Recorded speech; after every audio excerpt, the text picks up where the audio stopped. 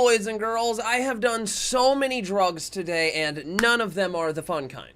Lots of Dayquil, lots of Flonase, whatever the f*** a Top Care vapor inhaler is. Oh, you can't read shit. Great. I'm gonna let you know right now, if I get tested for COVID and have it, I'm milking that motherfucker for views as much as I can. Other than that, I'm gonna ask you to drop a like right now because YouTube likes to demonetize every video I upload. So in hopes that anyone will see this, I'm basically forced to use user engagement. Yeah, yesterday's video actually got flagged and I got a strike for it because I said at one point in time I wanted to Khalil my shelf, if you can decipher that. So, bullshit aside, you guys wanted more story videos, now shut your goddamned mouth and listen to one. Also, I'm gonna stick to not naming people anymore. It's come back to bite me in the ass in the past. Some people just don't want to be involved with stupidity. And I even text the other people in this story if they wanted to be involved with it today. Only one of them said yes. So, let's take it from the top. It would have been about February at this point, and back then, the Storehouse guys and I went on our weekly drinking bender. It usually consisted of drinking so much and bar hopping from bar to bar, you know, within a mile radius, until half of the group would get so drunk they'd all throw up and go home, and the other half would get so drunk they would end up at a strip club. So at this point in this particular night, I wasn't sure which route I was going to be taking, you know, big fork in the road.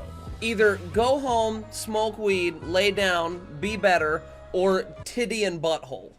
And it was that kind of drunk where you know that you're already way too drunk for how early it is, but you know that if you tap out then you're gonna look like a bitch and everyone's gonna secretly make fun of you. So I come out of the bathroom like, alright, I'm staying, damn it, this sucks.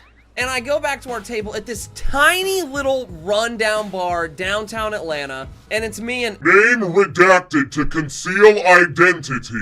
And all the other guys are floating around the bar just trying to get hand jobs from waitresses, you know, the usual, whatever. Whereas I'm sitting at the bar with my bro on Twitter. I know, realistically, I kinda suck ass. I 100% acknowledge that. But then this girl that had been there all night, she comes up to us, me and, you know, my dude.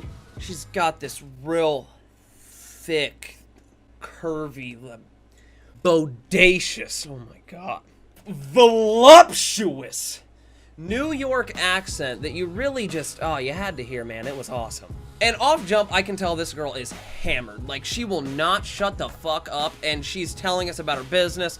At any point, that person is drunk. If you ever hear that conversation, hammered. Like, she came up to talk to me, and name redacted to conceal identity. To talk, I guess? Kinda weird because, you know, you see this face, and it's like, ah, you've somehow mastered looking 12 and 30 at the same time. And then you look at how I dress, the fucking bandana, it's like, why? What are you doing? So she's going on and on about how she's a single mother of one, she's got this business she's trying to get off the ground, it's gonna be this huge moneymaker, got a marketing degree and sales experience and expertise, and I'm like, bitch, are you offering me a job or are you telling me about yours? Or are you looking for one? Like, whoa, get to the point. I need to know what you're talking about. So I asked her and I was like, are you offering me a job? Like, I don't know what you mean. And she's like, oh no, my business is my business. If I want to own and operate a dispensary, I will. Immediately, my ears, I'm like, a dispensary you own and operate out of, you say? And then she's going on about how she grows the best weed just on this side of the fucking equator. You cannot find superdy duperdy dankier shit just in fucking Colombia, Paraguay, wherever you're gonna go, you cannot find this shit. Just the stinkiest shit you could ever put in your lungs. And I'm sitting there with, you know, head in my hands like, honey, you cannot talk all that talk and not walk all that walk. I need to see this product. Like, I mean, I gotta see it in action before I'm inking any papers or anything, signing any deals. And she's like, well, I don't have any to smoke. Like, thank you for wasting like a half an hour of my time doing absolutely nothing. And she's like, oh, wait. Well, I have some you can eat.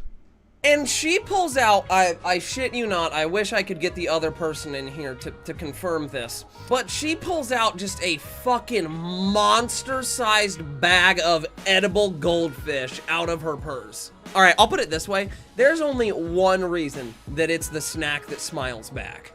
The only way that you should be an adult and eating goldfish is if you are high as a motherfucker. There's no other excuse, I'm sorry to say. So me and Name redacted to conceal identity. Go to grab the bag and she snatched it like, Hey! I need some too, so I'll feed them to you. And me, drunk, beyond belief, 30-year-old weed lady saying, hey, let me feed you by hand. She's also very pretty. Like, instinctively I say yes. Like, you don't get to have many experiences like that unless you are just phenomenally wealthy, so I'm gonna take what I can get, alright?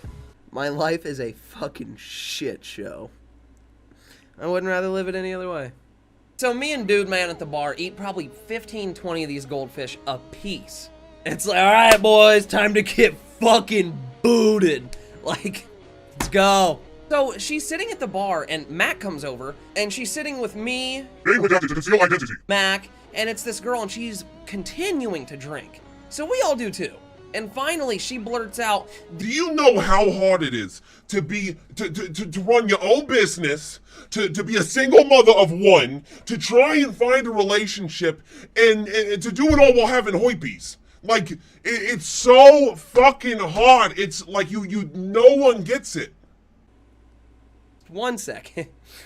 Run that shit back, Turbo, just one time.